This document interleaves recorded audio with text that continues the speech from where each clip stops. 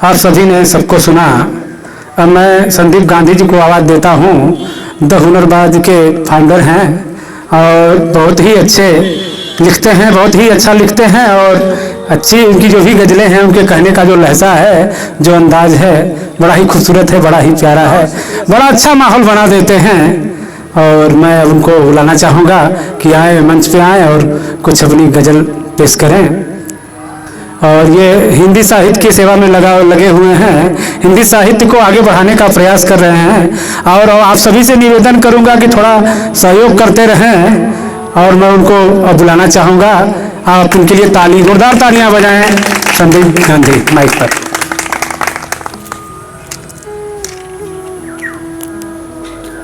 सबसे पहले आप सभी का स्वागत करता हूं। आप लोग जिस ऊर्जा से सुन रहे हैं, क्योंकि विचलित करने का यहाँ साधन प्रसाधन बहुत कुछ है, खुले मंच में कार्यक्रम हो रहा है, लेकिन आप लोग इतने धैर्य से सुन रहे हैं, सभी लोगों का साथ दे रहे हैं, आभार व्यक्त करता हूँ। सबसे पहले माँ शारदे को नमन करता हूँ। एक गजल के चंद अशार। रंग से भर रंगीन लोगों को, रंग से भर रंगीन लोगों को दर्द करता हसीन लोगों को, रंग से भर रंगीन लोगों को दर्द करता हसीन लोगों को भूत पर यकीन है लेकिन, भूत पर यकीन है लेकिन इश्क पर नहीं यकीन लोगों को। बहुत शुक्रिया। भूत पर तो यकीन है लेकिन इश्क पर नहीं यकीन लोगों को, लड़ मरे हैं सभी ज़मी खातिर। अभिषेक भाई, सच्ची है जो दुनिया में हो रहा है। कोई भी रचनाकार, कोई भी कवि, कोई हुनरबाज, कोई भी एक्टिव जो रहने वाला व्यक्ति हो, वो लिखता वही चीज़ है जिसमें जिंदा रहता है। लड़ मरे हैं सभी ज़मी खातिर, खा गई है ज़मीन लोगों को। बहुत शुक्रिया। लड़ मरे हैं सभी ज़मी खातिर, खा गई है ज़मीन लोगों को। एक गज़ल जो सुनाने जा रहा हूँ, कुछ ज़्यादती है, कुछ ज़ाती है गज़ल। सुने कि यार मैं एक गज़ल गुनगुनाता रहा, यार मैं एक गज़ल गुनगुनाता रहा, शेर में अपने दुख में सुनाता रहा। यार मैं एक गज़ल गुनगुनाता रहा, शेर में अपने दुख में सुनाता रहा। छोड़कर मुझको वो तो चले ही गए, छोड़कर मुझको वो तो चले ही गए, और मैं था कि उनको बुलाता रहा। छोड़कर मुझको वो तो चले ही गए, और मैं था कि उनको बुलाता रहा। घर मेरा तो अधूरा पड़ा है मगर, घर मेरा तो अधूरा पड़ा है मगर, याद पापा की मुझको दिलाता रहा। वो नहीं है तो मुझको सुकून है नहीं। अगला शेर देखिए कि वो नहीं है तो मुझको सुकून है नहीं, वो नहीं है तो मुझको सुकून है नहीं, रात गज़लें में लिख के मिटाता रहा। वो नहीं है तो मुझको सुकून है नहीं, रात गज़लें में लिख के मिटाता रहा। एक कुछ अभी युवा लोग बैठे हुए हैं, तो कुछ सोच रहा हूं कि युवाओं की पेशकश कर दूं। मतलब है कि मेरी जिंदगी में उजाले न होते, मेरी जिंदगी में उजाले न होते, अगर आप हमको संभाले न होते। मेरी जिंदगी में उजाले न होते, अगर आप हमको संभाले न होते। गमों में इधर से उधर मैं भटकता, गमों में इधर से उधर मैं भटकता, मुझे जो गमों से निकाले न होते। बहुत शुक्रिया। मोहब्बत इबादत अगर जो ना होती, मोहब्बत इबादत अगर जो ना होती, किसी की ज़बां पे ये ताले ना होते, किसी की ज़बां पे ये ताले ना होते, नहीं ढूंढ पाते कभी आपको हम। मॉडर्न शेर भाई, नहीं ढूंढ पाते कभी आपको हम, जो फेसबुक पर आपको खंगाले ना होते, जो फेसबुक पर आपको खंगाले ना होते। स्वागत है सर कि नहीं ढूंढ पाते कभी आपको हम, जो फेसबुक पर आपको खंगाले ना होते। एक सर कि दूर जाने की बात करते हो, कि दूर जाने की बात करते हो, दिल दुखाने की बात करते हो। दूर जाने की बात करते हो, दिल दुखाने की बात करते हो। जिंदगी एक बड़ी लड़ाई है, जिंदगी एक बड़ी लड़ाई है, जहर खाने की बात करती है। जिंदगी एक बड़ी लड़ाई है, जहर खाने की बात करते हो। दुख में ही गुजर रहा हर पल, मुस्कुराने की बात करती है। दुख में ही तो गुजर रहा हर पल, मुस्कुराने की बात करते हो। यार मेरा कहा सुना होता, तुम जमाने की बात करते हो।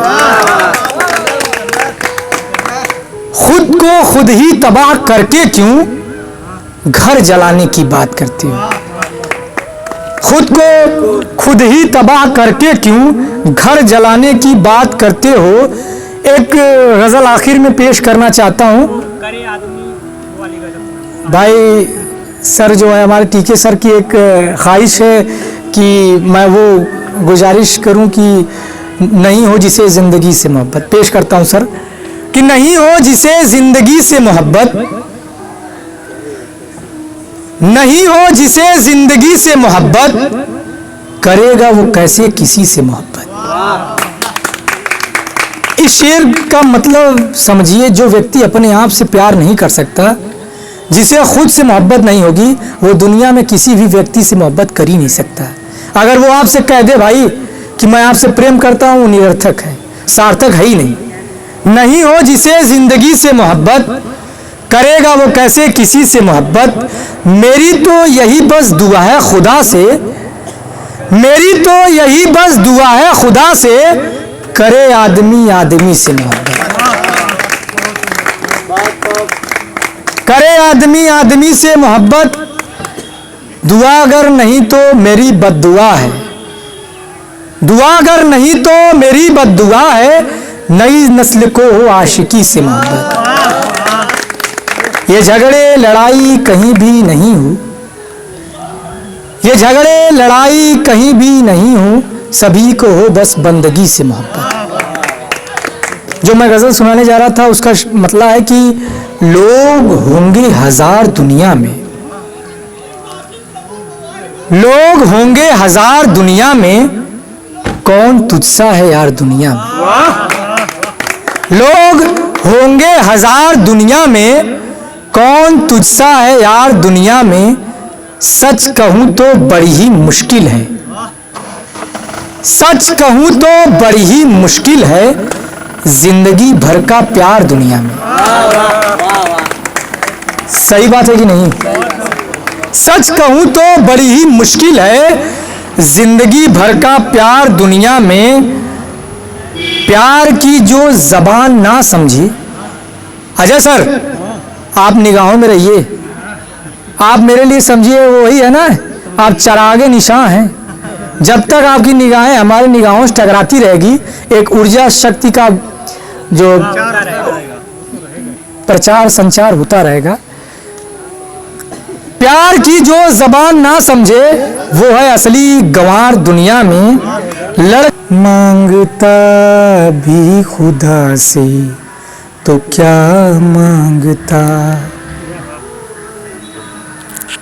मांगता भी खुदा से तो क्या मांगता। आप हर पल रहो खुश दुआ मांगता, मांगता भी खुदा से तो क्या मांगता, आप हर पल रहो खुश दुआ मांगता। यूं तो लाखों मिलेंगे मुझे राह में, यूं तो लाखों मिलेंगे मुझे राह में, मैं मगर हम सफर आप सा मांगता, मांगता भी खुदा से तो क्या मांगता। बातें आपके जहन में अच्छी से जाती हैं। कुछ 1-2 मिनट में पहले आपको साहित्य के बारे में ही कुछ बता दूं। दरअसल आज का युवा जो भी है साहित्य को केवल कंपटीशन के लिए पढ़ रहा है। अगर आप किसी से पूछेंगे भाई साहब आप हिंदी क्यों पढ़ते हो, तो वो ये नहीं कहेगा कि हिंदी हमारी जो मातृभाषा है या ये हमारी संस्कृति से जुड़ा हुआ, नहीं। उसको यूपी ट्रिपल पेट पास करना है, उसको किसी विद्यालय या किसी यूनिवर्सिटी में दाखिला लेना है, या किसी नौकरी के लिए, नौकर बनने के लिए हिंदी पढ़ रहा है। ये नहीं कि वह उसकी मातृभाषा है, उसकी राष्ट्रीय भाषा के तौर पे होने वाला है, वो एक ऐसा आपका जरिया है जो जिससे विश्व पटल पे अपने बातों को, अभिव्यक्ति को रख सकते हैं। लेकिन आज का युवा, अगर लड़कवा जो है ना किसी की मम्मी के सामने अगर बोल देगा सेबवा कह दे एप्पल, माई खुश हो जाएंगे कि लड़कवा हमारा बहुत पढ़ा ला भैया इंग्लिश मीडियम में। अगर वो सेब जाने तो कोनो कमी थोड़ी बा। सही है गलत सर जी? तो हिंदी को हिंदी जैसा ही समझिए। हिंदी उर्दू हमारी मातृभाषा से जुड़ा है। बचपन से भोजपुरी बोल रहे हैं, भोजपुरी साहित्य बहुत उम्दा है, बहुत आला है। लेकिन आजकल क्या ही बताएं, क्या ही कहें, खुले मन से बोलना भी एक दोषपूर्ण बातें रहेंगी, क्योंकि आज का माहौल अर्धनग्नता की ओर चला जा रहा है। समझिए वही चीज़ जो बोलना नहीं चाहिए, उसके अलावा सब कुछ भोजपुरी में मिल जाएगा आपको। जो चीज़ें आपसे हम जाहिर नहीं कर सकते अभिषेक भाई, उसके अलावा भोजपुरी कंटेंट में आपको हर एक चीज़ मिल जाएगा।